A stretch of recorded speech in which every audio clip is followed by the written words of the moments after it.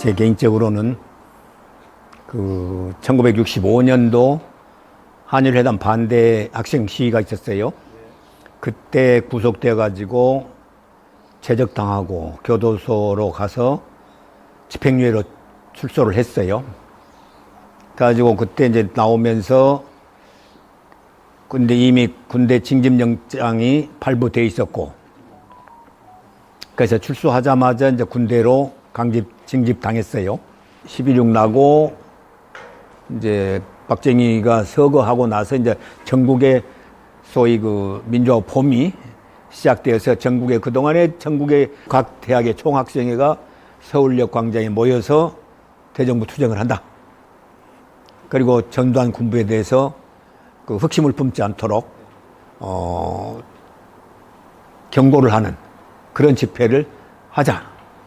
그러니까 그때만 해도 이제 전두환 군부가 그 후의 자료를 보면 호시탐탐 그 자기네들이 집권할 수 있는 그 기회를 노리고 있었다는 것을 이미 학생들도 알고 있었지만은 새삼스럽게 명한 자료로서 증명이 됐고, 그래서 총학생이 그때 총학생의 주체로 서울 전국 총학생연합 이런 이름으로 그때 집회를 했고, 서울은 이제 이틀간 하고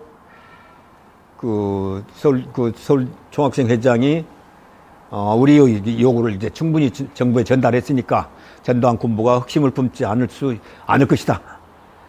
그러니까 우리 의사가 충분히 전달됐으니까 우리는 학원으로 다시 돌아가자 하고 선언을 하게 돼요.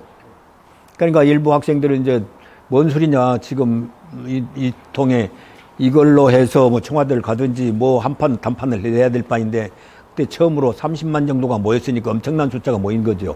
그 힘으로 정부의 압력을 가해서 전두환 군부를 항복을 시키든지 하여튼 뭔가 대변화를 가져와야 된다. 근데 전남대학도 똑같이 14, 15 이틀간 하고 끝내려고 그랬어요. 근데 그때 광주 지역의 학생 그 시위의 그 계획 중에 하나가 횃불 시위가 남아 있었어요. 그러니까 14, 15에 그 중에 이제 하루 밤에 횃불 시위를 해야 되는데 그거를 못 했어요.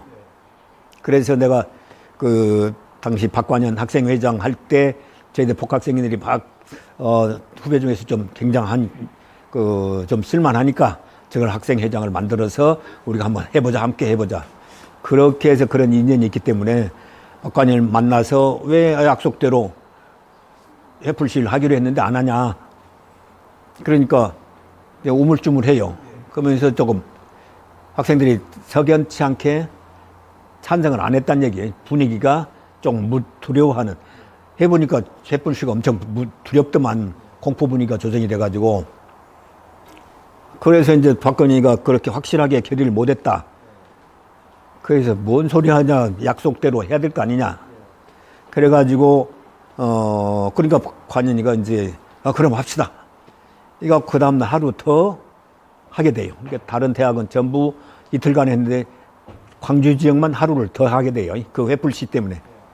근데 그날 하여튼 저녁 횃불 시위까지 마치고 그날 이제 집으로 왔어요. 근데 이제 그때 박연천 뭐 교수가 와서 그 강의도 하고, 근데 그 강의도 듣고 집에 12시경에 늦게 들어왔는데, 집에 들어와서 이제 옷 갈아입고 잠잘 준비를 하는데 밖에서 이제 대문을 두드리는 소리가 나서 나가보니까 우리 합동수사반에서 왔노라고, 그래서 같이 좀 나가자고 그러더만. 근데 그때 이제 집차로 와가지고 한 4, 5명이 딱 내려갔고 같이 가자고 그래서 이제 뭐 그때야 뭐 끌려가는 게 그렇게 별 문제도 아닌 것 같아서 그럼 갑시다 해가지고 이제 임의동행으로 이제 그 집차를 타고 간 곳이 이제 보안대 지하실로 갔어요. 그러니까 이제 보안대 지하실에서 그 방에다 이렇게 하나씩 넣는데 나는 이제 누가 잡혔는지 전혀 모르고 나만 이제 내 방에 혼자서 이제 지하실에 갇혀 있는데, 가자마자 이제 한 2시간 정도 구타를 하더만. 그 이유 없는 구타예요.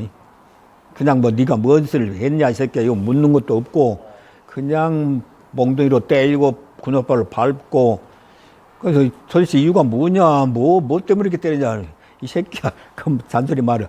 그러면서 두드는데 나중에 알고 보니까 이제 2시간 동안 그렇게 두드려서 기를 죽이는 거예요. 자기네들이 필요한 진술을 충분히 할 수 있도록 분위기를 그렇게 띄운 거예요. 그러니까 한 2시간 동안 두드려 맞고 이제 다시 이제 끝났어요, 조사가. 조사를 시작도 않고 하여튼 시작 전에 그렇게 기를 죽여가지고 처음에 우리가 그 상무대 영창으로 옮겨가서 우리가 밖에서 저렇게 하고 있는데 우리가 편안하게 이렇게 진영만 살고 있어야 되겠냐? 우리도 단식을 해야 된다. 그래서 이제 단식 결의를 했어. 그런데 나중에 보니까 이 사태가 뭐 단식하고 된 문제가 아니잖아요. 이미 총으로 지금 결판을 낼 판인데, 그러니까 우리도 스스로가 우스운짓거리 하지 말자. 그러니까 그 정도로 지금 몰랐는 밖에 소식을 전혀 모르고 있었어요. 근데 이제 27일 날 도청이 이제 점령당하고 나서 이제 막 잡혀 들어오니까 막 그 좁은 감방에 한 700여 명이 수용이 됐어요. 그러니까 그 안에 일주일 동안에 하여튼 매일 각 지에서 잡혀 들어온 사람들을 통해서 각 지역에서 어떻게 사건이 벌어져 있고 한 내용들을 우리는 거기 영창 안에서 소상하게 알고 있었지요. 가지고 이제 27일 날 진압이 되고 드디어 이제 1차 거기가 끝난 거죠. 항쟁이 이제 종막을 고하게 되는데 그날 27일 밤 12시 넘어서 그때 이제 내가 재패 들어갈 때도 24시 그러니까 17일 24시를 통해서 예비 검속을 했고 근데 상무대 영창에서도 27일 24시를 통해서 이제 밤중에 이렇게 끌어내더만 끌어내가지고 나하고 초대 복학생 김은기하고 둘이를 혼자씩 불러갖고 이제 영상무대 영창으로 그 조사실로 불러서 이제 그걸로 갈 거예요. 너 김대중 집 갔지? 그래서 처음에는 안 갔다 그랬어요. 하여튼 사건이 복잡하고 얽히면 곤란하니까. 나 간 적 없다 그랬더니 이 새끼야 거짓말 한다고 임마 니 갔다고 한 기록이 있어 그래갖고 그 당시에 이제 그 동교동에 비치된 방문록에 내 이름이 써져 있어요. 언제 몇 시에 왔다 방문했다는 게. 봐라 이 새끼야 이거 기록 있지 않냐 내가 썼는데 이제 그거 보고 나 아니다 할 수는 없더만. 그래서 이건 내가 맞다. 이 새끼야 방문해놓고 안 했다고. 그래서 또 한 번 또 두드려 맞았지요. 그러니까 이제 그때도 조심한 게 막 사건이 크게 연루되면 골치 아프니까 그때 왜 갔냐 하는 것을 말을 안 했어요. 그냥 오랜만에 김대중 씨한테 귀국을 했으니까 우리 누가 호남 국민들이 호남 시민들이 다 김대중 씨 보고 싶어 하는데 우리도 그냥 김대중 씨 보고 싶어서 방문을 했노라고. 그런데 손님들이 많아서 뭐 얘기할 시간도 없고 그래서 얼굴만 보고 그냥 나왔노라고. 그런데 그 김옥주 당시 이제 비서관이었는데 그 친구가 이 방명록에다가 서명이라도 하고 가라고 그래서 전남대학교 복학생이 경동년 해갖고 그 사인을 하고 나왔어요. 그러니까 볼펜도 하나 주고 그래서 나왔는데 이제 그걸 가지고 압수수색에서 갖고 내려온 거예요. 그래서 방문을 한 적이 있다. 근데 왜 방문했냐? 근데 그래서 그랬다 그러니까 너 이 새끼 김대중한테 돈 받은 적 있지? 그래서 그때 난생 처음 그런 것은 이제 처음이라. 그래서 이제 잡아뗐는데 그때부터 이제 고문이 시작된 거예요. 말 떨어지자마자 10여 명이 달라들어서 막 작사를 했는데 정신이 없어요. 그래서 나중에 이제 무심결에 그래 돈 받았다 그래. 그래갖고 되니까 한 2시, 3시까지 된 거예요. 새벽이 되었어요. 그러니까 이제 영창으로 다시 돌려보낸 거예요, 1차. 그래갖고 이제 영창에 들어왔는데 아침에 이제 새벽이 되면 또 조사를 받아야 돼. 이게 깝깝해. 이제 돈 받았다는 소리는 했는데, 그러면 이제 그 다음에 연계된 거, 그럼 어디다 썼냐가 나와야 되고, 누구한테 줬냐. 이쪽에 나와야 될 거 아니에요. 그런데 이제 그런 것은 나도 조사를 좀 받아본 적이 있기 때문에 그 후회가 엄청 깝깝해. 그리고 그동안 당했던 것만 해도 한창 단데 그놈을 할 땐 내가 고문을 얼마나 당할 것이냐는 생각이 들어서 아이고 도저히 나로서는 인간적으로 견딜 수 없다. 그래서 이제 이걸 어떻게 진술을 거부할 것이냐를 생각했는데 방법이 없어요. 그래서 나는 진술을 거부하기 위한 자해를 할 수밖에 없다. 그런데 영창 안에는 거리 하나도 없어요. 자살할 수 있는 거리가 하나도 그런 게 하나도 없어. 있을 수가 없지. 영창 안에는. 아침 배식을 막 하자마자 숟가락을 받아갖고 확 갈았어. 열심히. 그 좀 날카롭게 대었어. 그러니까 아침 시간에는 그 영창 안에가 이제 화장실이 하나 있어요. 네, 아침 밥 먹을 때는 누가 화장실을 잘 안 가니까 또 1인 1실이 하나밖에 없어요. 화장실이. 그러니까 누가 밥 먹는 시간에 화장실은 잘 안 가죠. 그래서 그 시간에 내가 들어가서 자외 행위를 할 수 있겠다. 그래가지고 이제 숟가락을 갈아가지고 그 시간에 화장실에 들어가서 처음에는 이제 배를 껐어요.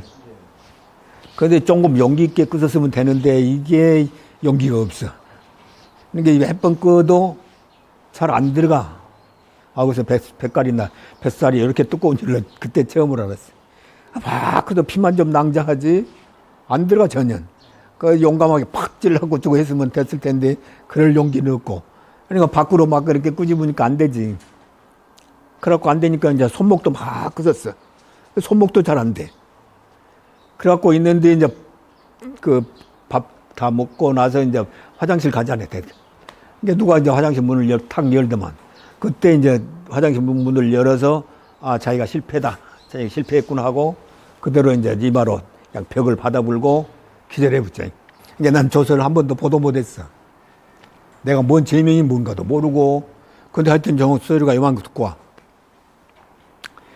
그래서 이제 검찰 조서에서 지문 다 찍고 하고 이제 검찰 송치가 끝났는데 그럼 검찰 송치가 되면서 저 민간 교도소로 넘어가는 거예요. 교도소로 넘어가는데 안 보여줘야 되는데 그 좀 서투른 사람들이라 내 교도소 이감 서류를 내가 볼 수 있도록 한 거예요. 봤는데 뭐요 내 제명이 뭐요. 그렇게 내란 수개로 되어 있어. 제명이. 나 처음으로는 얼마나 소름이 끼치든지 내 제명이 내란 수개면 이건 사형감 아니냐. 사형밖에 없는데. 그러니까 그때 처음으로 내가 내란 수개라는 것을 처음으로 알았다는 얘기예요. 그 정도로 처음 맹랑하게 만들었고 그래서 이제 우선 웃기는 게 그런 나의 죄명도 모르고 재판을 받게 됐다. 그러니까 하여튼 검찰로 송치가 돼서 재판을 받는데 교도소에서 이제 검찰로 나갔고 상무대 영창에 와서 이제 재판을 받는 거예요.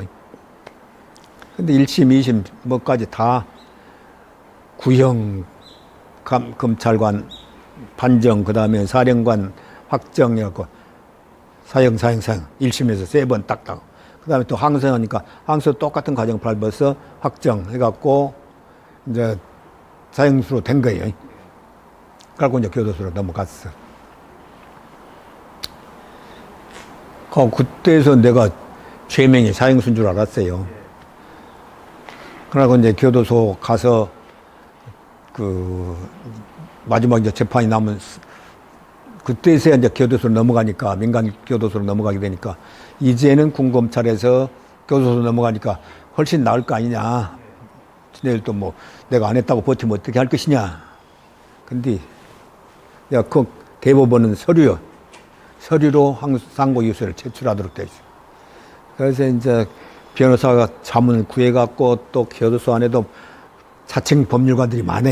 그게 그 자문 구해갖고 상고유서를 막 썼지. 육법전서 갖다 놓고 우리는 어째서 내란죄가 성립하지 않는다는 등 그 다음에 내란 수개가 조건이 있는데 나는 사전에 잡혀갖고 현장을 보도 못했는데 어떻게 내란 수개가 되냐. 내가 초능력자냐. 뭐 이런 식으로 해갖고 나까지는 열심히 서서 이제 재판 상고를 한 거예요. 갖고 한 석 달이 지나니까 판결문이 왔더만. 그래서 판결문이 딱 보니까 딱 한 줄이 한 줄.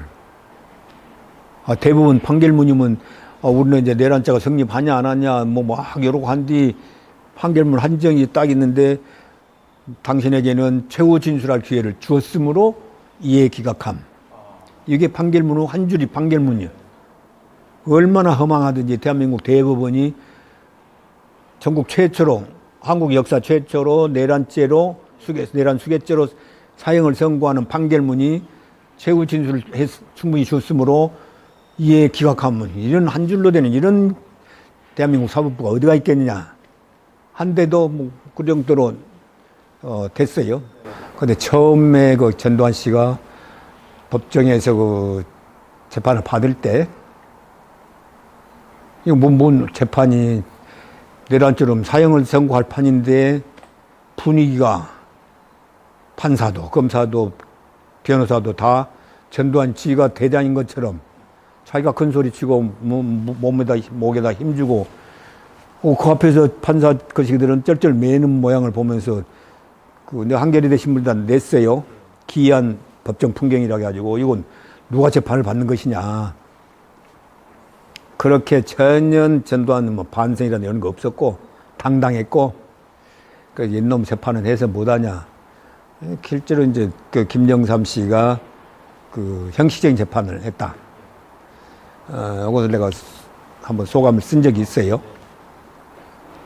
하여튼 재판 자체가 그런 형식적인 재판이었으니까 얼마 지나서 사면했잖아요. 나중에. 하여튼 어려운 조건 속에서 그 열심히 그래도 활동하고 있는 것에 대해서 감사하다는 인사를 드리고 싶고, 그 기대도 이런 분위기 속에서 과연 진정한 진상이 밝혀질 것인가, 진실에 접근할 수 있겠냐, 아직도 많은 더 역사적 고비가 더 훨씬 더 많이 남아있는 거 아니냐. 그런데 당연히 지금 세계사적으로 보면 세계가 지금 큰 변동을 겪고 있단 말이에요. 이 세계가 어떻게 변할지도 모르고 있고, 그래서 어떤 새로운 계기가 마련되면 더 쉽게 본질에 접근할 수 있겠지만은 아직까지는 조금 미흡하다 그런 생각을 해요. 그러지만 이 미흡한 조건 속에서라도 열심히 하고 있는 여러분 모습을 보면서 우리도 뒤에서 좀 응원을 하고 보다 더 진실이 명확해지길 바라고 있습니다. 저희들 좀 아쉬운 것은 이철규 사건 보면 우리도 쉽게 경찰관들 중에서 얘기하는 것을 들어요. 뻔한 현장을 다 알고 있다는 얘기예요. 우리도 그때 가서 봤다든가. 그런데 관계자들이 상당히 많으니까.